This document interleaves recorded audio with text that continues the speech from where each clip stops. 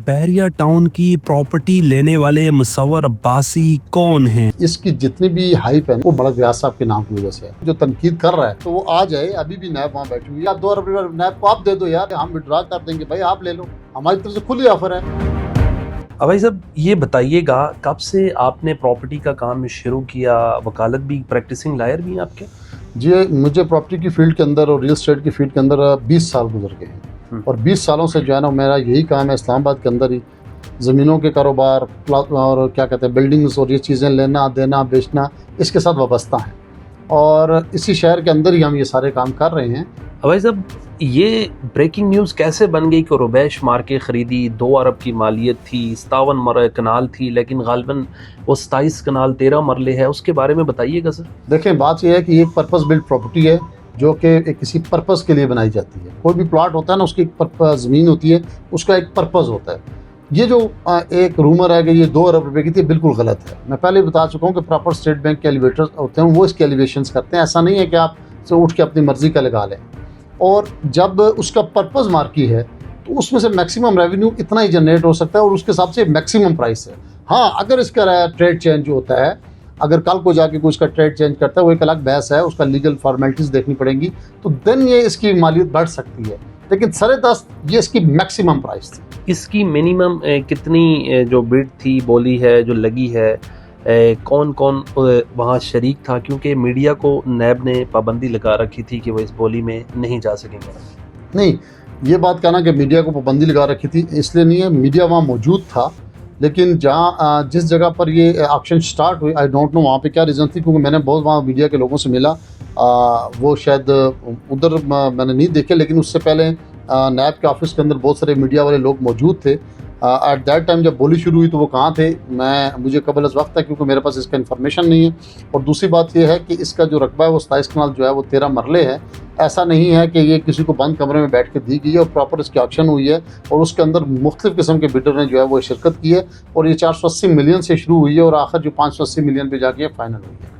आपने भी बहुत सोचा होगा कि ख़रीदनी चाहिए, नहीं ख़रीदनी चाहिए, कितना टाइम आपने ज़रा सोचा, क्योंकि बहुत बड़ी रकम है? अब देखें, मैंने पहले भी बहुत सारे लोगों को ये बात बताई है कि इस्लामाबाद के अंदर ये 8 से 10 मरले की कीमत है। ये कोई बहुत बड़ी कीमत ना मलक साहब के लिए है और ना ही यहाँ पे जो हम रूटीन में लोग बिज़नेस करते हैं उनके लिए है। लेकिन ये सिर्फ एक इसको हाइप देने की जो बात है वो सिर्फ मलक साहब के नाम की वजह से आई है। एक रूटीन प्रैक्टिस है, कोई बहुत बड़ी बात नहीं है। इसकी सिर्फ और सिर्फ हाइप इसलिए है कि ये मलक साहब के हमने इस्लामाबाद में प्रोग्राम किया, 8-8 अरब के प्लाट 6-6 कनाल के, 5-5 कनाल के बिकते हैं। जी बिल्कुल ऐसा ही है, इसमें कोई शक नहीं है। तो मैंने कहा कि ये सिर्फ और सिर्फ ये कोई बहुत बड़ा हुजम नहीं है कि आप कहेंगे जी बहुत बड़ा जो है ना वो कुछ हो गया, ऐसा नहीं है।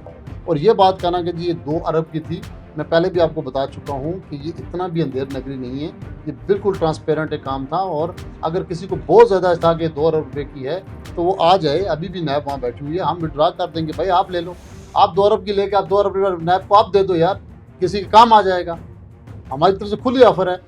लेकिन अगर ये इतने की है, या तो वो नफ़ा कमा ले, खुद बेच दे, या वो कहता है जी ये बहुत बड़ा सस्ते दामों में बिक गई है, तो भाई आप ले लो, महंगो दाम हम आपको दे देते हैं, आप नैब में आके अपनी सारी 1.5-2 अरब रुपये आप नैब में जमा करा दो, किसी का तो भला हो जाएगा, मुल्क का भला हो जाएगा। अब भाई साहब आपसे क्यों इख्तलाफ कर रहे हैं? स्पेसिफिक लोग हैं, इशू क्या हो गया उनको?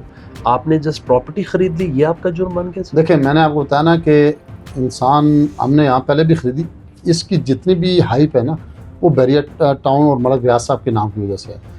अगर किसी भी स्टेज के ऊपर कहीं से भी मलक रियाज साहब की तरफ से या बैरिया टाउन की तरफ से कोई इख्तलाफ आया है तो आप ये बता सकते हैं कि जी फ़लाँ जगह पे जो है ना ये इख्तलाफ आया है, फ़लाँ जगह के ऊपर जो है ना ये उनकी तरफ से आपको कुछ है। अल्हम्दुलिल्लाह अभी तक कहीं से भी ना बैरिया टाउन की तरफ से ना मलक रियाज साहब की ज़ात की तरफ से कोई है। ये वो लोग हैं जो शुरू से किसी भी तरह मुहिब वतन नहीं है। ये वो लोग हैं, ये वो लोटे हैं जो अपने लाइक्स और उसकी खातिर जो शुरू से आप देखते आए हैं, हमेशा उन्होंने दुश्मन का बयानियों को परवान चढ़ाया, तो वो हमेशा से हैं और करते रहे, हमें इससे कोई गर्ज नहीं है। आपके कोई मलक रियाज साहब से या उनके बेटे अली रियाज से कोई रवाबित हैं इससे पहले? नहीं, मेरे किसी किस्म की कोई रवाबित ना उससे पहले कभी हैं। मैं वैसे क्योंकि हाँ बैरिया टाउन के अंदर हमने बहुत सारा बिजनेस किया है, रिसेल परचेज किया, लेकिन मलिक साहब के साथ तो कभी भी मेरे रवाबित डायरेक्टली कभी कोई रवाबित। सर जी ये बताइएगा कि आपको कब ये रुबैश मार्की हैंडओवर होगी और आप इसको रन करेंगे आगे से? देखें, ये कुछ लीगल प्रोसेस है, वो जैसे ही कंप्लीट होते हैं तो ये हमारे हैंडओवर हो जाएगी और हम इसको रन करेंगे। 13 अगस्त को हाई कोर्ट का फैसला चैलेंज किया है। फारूक एच नाइक हैं वकील मलक रियाज साहब के। अगर कोई मलक रियाज साहब के हक में फैसला आ जाता है तो बहुत बड़ी रकम है, एक 88 करोड़ का भी प्लाट बिका है, उनका फिर क्या स्टेटस होगा सर? देखें, जो भी फैसला आता है मैं अपने हद तक बात करूंगा कि हम उसको तस्लीम करेंगे। सुप्रीम कोर्ट ऑफ पाकिस्तान जो भी फैसला देती है, चाहे वो मलिक साहब के हक में भी दे देती है, तो हम उसको तस्लीम करेंगे। बाकी इसका एक लीगल प्रोसेस मौजूद है और अगर कोई ऐसा फैसला करता है तो बाकी लोग भी उसको फॉलो करने की पाबंद है। बैरियर टाउन की और भी नीलामियां होनी हैं जो पिछली नीलामी में नहीं अच्छी बोली लगी, आप उनमें भी हिस्सा लेंगे, खरीदेंगे? देखिए, वो कुछ ऐसी चीज़ें हैं कि जो बिज़नेस पॉइंट ऑफ व्यू से किसी भी तरह पर्पसफुल नहीं है। मैंने पहले भी ये कहा और अभी भी आपके सामने कहता हूँ, हर बिजनेसमैन वो चीज़ उठाता है जिसमें उसको बिज़नेस का बेनिफिट नज़र आता है। तो अब एक स्कूल है, वो ही लेगा जिसने स्कूल चलाना है। एक सिनेमा है जिसमें सिर्फ आप अभी इस वक्त पाकिस्तानी फिल्में चला सकते हैं, इंडियन चला नहीं सकते, तो वो इतनी बड़ी इन्वेस्टमेंट कौन करेगा?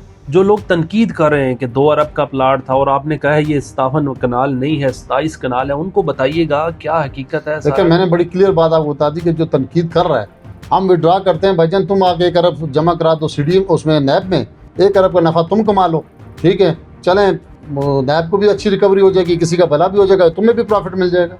जो इसके अलावा 88 करोड़ का जो प्लाट सेल हुआ है वो किसने खरीदा सर? देखें, वो अभी उसकी मैं नहीं जानता वो कौन लोग हैं, उनकी अभी बोली है, उसके अंदर कुछ लीगल हिस्से हैं, वो अगर अप्रूव होती हैं तो दैन पता चलेगा। आपका जो रुबेश मार्की है वो मतलब आपके नाम? जी, वो होगी, वो बिड कंप्लीट हो चुकी है, वो दोबारा बिड में नहीं आएगी, वो कंप्लीट हो चुकी है और वो सक्सेसफुल हो चुकी है। आप नैब जो कार्रवाइयाँ करता है एज अ कानूनदान प्रॉपर्टी डीलर से हट के, आप उससे कितने मुतमईन हैं? हमने देखा इससे पहले जो स्कैंडल्स होते रहे, नैब ने कुछ खातिर ख्वाह रिकवरीज नहीं की, अब क्या समझते हैं कि वो इस दौर में करके देगा प्रॉपर्टी डीलर्स को? देखें, जहाँ तक नैब की कारकर्दगी का सवाल है,